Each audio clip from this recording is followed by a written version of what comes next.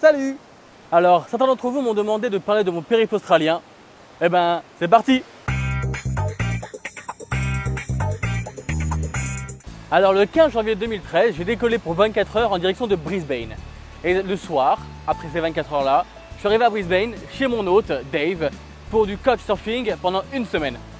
Et là, vous allez me dire, c'est quoi le couchsurfing? Eh bien, le couchsurfing, c'est un réseau de voyageurs qui permet de se faire héberger et d'héberger d'autres voyageurs à titre gratuit, en général dans le cadre d'un échange culturel. Alors, si ça vous intéresse d'aller vous loger à Brisbane ou partout ailleurs dans le monde, je vous file l'URL quelque part par ici qui va s'afficher. Et comme ça, vous pourrez aller vous inscrire sur le site et directement commencer votre voyage en couchsurfing. Bref, les premiers jours en Australie se passent très bien, le soleil est là, la chaleur aussi. Alors avant d'entamer les recherches de travail, je décide tout simplement d'aller visiter la Gold Coast au sud de Brisbane, à environ 1h30 en train et en bus, où les plages sont magnifiques, une plage de 44 km il me semble. Donc j'ai passé 2 jours magnifiques là-bas, j'ai même gagné une nuit d'hôtel dans un 4 étoiles au Grand Chancellor au-dessus de Cavill Avenue, l'avenue de toutes les boîtes de nuit, les grosses soirées, l'avenue d'ambiance quoi. Et voilà, le temps passe et l'heure de chercher du boulot est arrivée. Alors mon temps chez Dave est terminé aussi, alors je me dirige directement vers une auberge bien connue de Brisbane, le Bunk.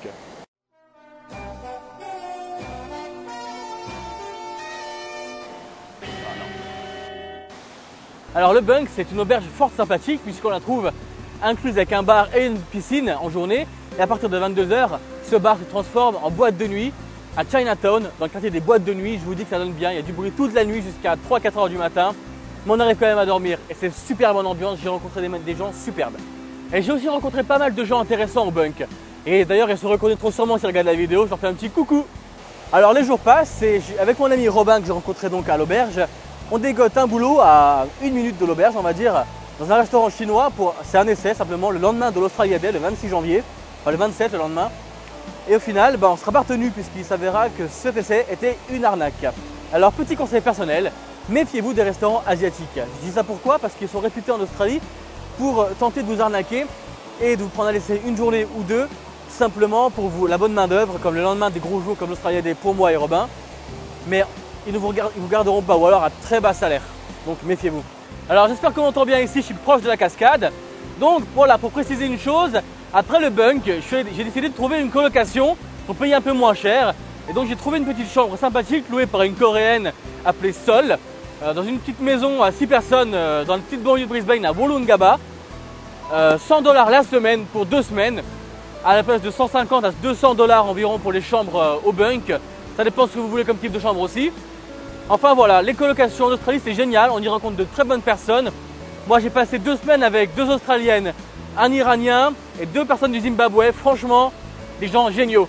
Je passe un petit coucou à Omid, hi Omid, s'il me voit dans cette vidéo ma foi. Enfin voilà, petite colocation bien sympathique. À tenter l'expérience aussi des colocations parce que c'est très important d'aller à la rencontre des personnes sans côtoyer tout le temps des Français dans les auberges puisqu'il y en a beaucoup. Alors le temps passe et mon porte-monnaie lui commence à trépasser un peu puisque je passe mon temps sur Brisbane à chercher du boulot, mais malheureusement je n'en trouve pas. Donc 6 semaines après mon arrivée, j'essaie simplement de bouger sur Sydney, qui je crois aura été ma plus grosse erreur à ce moment-là de mon portefeuille, puisque j'arrive à Sydney avec 1000 $ en poche. Et là, en débarquant à Sydney, je me dis boum, ça pèle, il fait frais, il pleut. Alors qu'à Brisbane, il y avait 25 degrés, j'avais super chaud, je transpirais. Le changement est radical. Donc après mes 1h30 de vol, tout simplement, je débarque dans cette ville, je me rends à mon auberge qui s'appelle The Original, où je retrouve quelques personnes du Bunk au passage. Et les jours à venir, je me lance dans ma quête d'emploi très rapidement puisque je suis très ric-rac en argent. Bon alors c'est pas facile hein. Alors changer d'emploi en Australie, il faut savoir que il faut s'en donner quoi. Comme j'en ai déjà parlé dans un de mes épisodes, faut vraiment envoyer des CV partout, spontané, Gumtree, le site web, les agences intérim. C'est très important d'aller les voir parce qu'elles peuvent vraiment vous aider. Je pense à l'agence Pinnacle par exemple qu'on trouve partout en Australie. Celle-là, c'est beaucoup pour la restauration, ce qu'ils appellent hospitality. Donc allez les voir, c'est vraiment un bon coup de main. Et en plus de tout ça, c'est que dans mon auberge, je ne suis pas aidé puisque dans ma chambre, il y a les fêtards attaqués à King's Cross. C'est le quartier vraiment des boîtes de nuit, le Red Light Center comme ils appellent ça. Et dans ma chambre, il y a une nana qui s'amuse beaucoup, on va dire ça comme ça. Hein. Et forcément à 5 h du matin, quand tu te lèves à 8 h ou 7 h pour aller chercher du boulot, t'es pas forcément content. Donc vive Sydney. Donc voilà, ça fait 10 jours que je suis à Sydney, 10 jours de recherche de boulot, 10 jours de perdu et 1000 $ à peu près. Puisque maintenant je suis dans un état critique où mon compte bancaire est à moins de 100 $. Moins de 100 $ à Sydney. On ne se loge pas plus de 3 nuits maximum dans une chambre vraiment très grande. Voilà. Donc je vous le dis comment à ce moment-là, j'ai flippé. Mais quand on arrive dans un tel état de dèche, les amis sont là pour vous aider. Et heureusement, en Australie, j'en avais. Et je tiens à remercier avant de commencer Thomas, Robin et Romain qui m'ont invité à les rejoindre à Orange, dans le New South Wales, près de Sydney, puisque c'est grâce à eux que j'ai pu prolonger mon voyage de 2 semaines. Sinon, à ce moment précis, à Sydney, je devais rentrer en France. Donc c'est parti, je dépense 26 $ de Sydney à Orange pour 5h30 de train et de bus pour rejoindre cette petite ville, cette petite bourgade sympathique, pour commencer la cueillette de pommes chez Roberto le fermier. Mais d'abord, il fallait s'installer pour le camping, tout bêtement, puisque j'avais rien pour me loger. Et eux, mes amis, campaient dans des endroits sauvages avec d'autres campeurs de manière un peu illégale entre guillemets. Donc c'est parti, on va au Kmart et on fait ses courses. En avant! Enfin, je rigole, hein, on n'y va pas vraiment au Kmart. Donc, une nuit arrive, la nuit du camping, on passe une très bonne soirée à déconner avec les copains. Et le lendemain matin, bam, la grosse claque, 6h30, debout, directement chez Roberto qui se trouve à 200 mètres en voiture, même pas. Et on y va, on arrive, Roberto nous rejoint avec sa petite mobilette, c'est comique. À savoir que Roberto est italien, et donc moi je parle plus italien comme j'ai pu le parler à une époque, mais Thomas lui le faisait très bien puisqu'il a des origines de là-bas. Donc parfait, on commence les pommes, on y va, on monte là-haut sur le champ qui avait vraiment tout là-haut, il y allait en voiture quoi. Et les tracteurs suivaient avec les bines. Et donc on y va, on arrive et là, un mouton mort depuis 6 mois. Pourtant les copains m'avaient prévenu. Hein. Alors là, l'odeur était insoutenable. Surtout que la chaleur commençait à monter. Donc ça y est, t'es en Australie mec, tu fais du fruit picking, enfin ça y est. Par contre t'as des arbres super mal taillés, 30 $ par bine, une bine c'est environ 1 tonne, 900 kg à 1 tonne de pommes, il en faut, et l'odeur du mouton quoi. J'étais sous l'arbre avec le mouton, horrible, moi je dis l'arbre là je le fais pas, je passe au suivant parce que là, non quoi, c'est pas possible. Surtout ramasser des pommes contaminées par toute la pestilence, enfin bref. Le boulot des pommes c'était génial, yeah. Alors une semaine passe, on continue dans les pommes, on a eu une touffe dans du raisin au bucket. Le bucket, il faut savoir, c'est un petit seau, voilà, un seau qu'on remplit. Et on était payé au rendement à 2,30 € le bucket. Donc voilà pour le raisin. Et la semaine qui a suivi, on a trouvé un contrat, plus ou moins bien, puisque ça a duré peu de temps. C'était 20 $ de l'heure pour faire du raisin chez un fermier. Génial, on a rencontré des Philippins pendant 2 jours, qui nous ont invités à manger chez eux. Faire du karaoké l'après-midi chez eux, vraiment énormissime. Ils ont même réparé le pot d'échappement de mon ami Robin. Donc franchement, ces gens-là sont énormes. Et c'est comme ça qu'on fait des belles rencontres en Australie. C'est aussi ça le voyage en Australie. Bon, après, grosso modo, nos journées à nous de fruit picking, c'est peut-être pas les mêmes que vous avez vécu ou que vous vivrez en Australie. Mais nous, c'était simple. Voilà, 6h30, 7h debout. On va directement là, on va cueillir le raisin ou les pommes en fonction de ce que c'était. On passe nos journées là-dedans, vers 4h, 5h on en ressort. On arrive au camping en ville qui était pas là où on logeait du tout. On rentre de manière frauduleuse, on va se doucher puisqu'on avait récupéré les codes des douches. Et on prend notre douche, on file, on esquive la gardienne qui nous voyait souvent et on devait courir quoi, c'était assez comique, on se dirait même à l'extérieur à un moment donné parce qu'ils avaient relevé les plaques. Et on arrivait tranquillement pas au Kmart parce qu'on y passait quand même tous les jours au Kmart, ça c'est ma faute. Mais on passait au Coles tous les soirs pour faire notre ravitaillement de bouffe. Et oui, on avait faim, il fallait bien manger, non? Alors une fois le Coles passé, on prend la voiture et on rentre directement à notre campement. On a quand même changé de campement 3 fois parce qu'on s'est fait virer par les rangers au premier, enfin se disant la rumeur. Le deuxième, pareil, rumeur d'un triathlon cycliste, je sais pas trop quoi, enfin voilà. Et le dernier, on est monté directement au mont Canobolas, près d'Orange, au sommet d'une montagne. Je vous dis pas comment ça pelait, on était en gants, bonnet. Alors c'était la fin de l'été, horrible, horrible. On a même dû racheter une couette avec Romain, parce qu'on avait vraiment froid les nuits. Vraiment une bonne expérience quoi.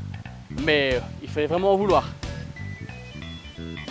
Alors malheureusement, notre malchance nous a poursuivis, puisque 2 jours après qu'on ait rencontré des Philippins dans ce contrat à 20 $ de l'heure, dans le raisin, on nous a annoncé que la saison était terminée. Voilà, on arrive à la fin, qu'à Orange, il n'y avait plus rien. Donc ben, Thomas et Romain ont décidé de repartir sur Sydney. Et moi, le lendemain, vu que Robin partait vers le sud de l'Australie, il ne pouvait pas m'emmener, et ben, je repartais sur Sydney aussi, avec la fâcheuse décision à prendre. Est-ce que je reste avec 400 $ en poche ou est-ce que je repars en France? Et je crois qu'à ce moment-là, j'ai commis la plus grosse erreur de ma vie et que j'ai flippé. Et je suis rentré en France. Voilà, tout bêtement. Je suis reparti. Alors ben voilà, mon aventure australienne s'achevait ici. Alors ce que moi je vais retenir de l'Australie, c'est bien sûr leur beauté, leurs villes. Elles sont magnifiques, elles sont très très propres, et ça c'est à retenir. La mentalité australienne qui a dépassé de loin mes attentes. Et ça, beaucoup de pays, beaucoup de populations devraient en prendre exemple. Et je ne vise personne, hein, bien sûr. L'ouverture d'esprit, bien sûr aussi, c'est vraiment, voilà. Par exemple, je donne un simple exemple. En France, beaucoup de personnes regardent les autres par rapport à leur style vestimentaire, leur look physique. En Australie, la plupart, la majorité des gens n'en ont rien à faire. C'est comme ils veulent, ils n'en ont rien à faire de la vie des gens sur leur physique. Ils sont comme ils sont et ils le vivent très bien. Et bien sûr, à ne pas oublier l'énorme population de backpackers et surtout de Français qu'on croise dans toutes les villes, même les plus petites. C'est assez incroyable d'en voir. Donc si vous voulez parler l'anglais, allez dans l'outback, bien planqué, dans des petits trucs où il n'y a que 3 habitants. Faites-vous des amis là-bas. Je ne suis pas sûr que dans les 3 habitants, il n'y ait pas des Français. Voilà. Alors, ce que je n'oublierai pas non plus, c'est aussi le coût de la vie très élevé, surtout à Sydney. Si vous allez à Sydney, attention à vous. Votre portefeuille va faire dans le vide, rien du tout. Plus rien, zéro, un cash, nada. Qu'est-ce que j'entends d'autre aussi? Ah oui, les salaires élevés. J'en ai pas parlé ici, mais j'ai trouvé un petit boulot très léger chez Amnesty International. 2 jours, j'ai démissionné après. C'était que de la commission. Mais à la semaine, il y avait moyen de faire beaucoup si on faisait des signatures. Et j'avoue que dans cette situation, je n'étais pas prêt à vouloir de la commission et ne pas avoir un salaire sûr. Voilà, tout simplement. Et bien sûr, l'inoubliable cyclone. Ah ouais, en janvier, fin d'été à Brisbane. Le cyclone, je retiendrai de ce cyclone-là que c'est super impressionnant à voir et à vivre. Voilà. Voilà pour mon récit. Dans mes prochaines vidéos, je vous parlerai de certains aspects australiens qui m'ont marqué, comme le fruit picking, le mode de vie là-bas, et aussi le coût de la vie par exemple, et bien d'autres choses dans les vidéos à venir pour vous faire un peu préparer à ce pays qui est gigantesque, mais qui est vraiment adorable. Et en attendant, je tiens à vous souhaiter un bon trip à tous, puisque l'Australie c'est grand et il va y avoir du temps de voyage. Donc profitez-en bien, ne ratez rien, ne faites pas comme moi bien sûr, et éclatez-vous. Je voulais aussi remercier mes partenaires, bien sûr, qui m'ont suivi depuis le début de l'aventure, à savoir Jenny Road Trip et ses voyages en Espagne et partout dans le monde, récemment au Maroc. Suivez-la pour ses récits, ses aventures, ses vidéos et ses photos, c'est exceptionnel. Pensons aussi à Damien de l'Océanie pour les zéros qui revient de Nouvelle-Zélande et d'Australie, qui est en train de monter un gros dossier, un gros blog qui va s'ouvrir bientôt avec un événement sur Paris pour l'ouverture, histoire de vous informer avec ces vidéos et ces épisodes sur la Nouvelle-Zélande, l'Australie et l'Océanie en général. Et pour terminer, Marco Australia qui nous présente ses photos d'Australie tout au long de son voyage. Voilà, merci à tous de me suivre et à bientôt pour de nouvelles vidéos sur Kevin Adventures KATV. Alors ben,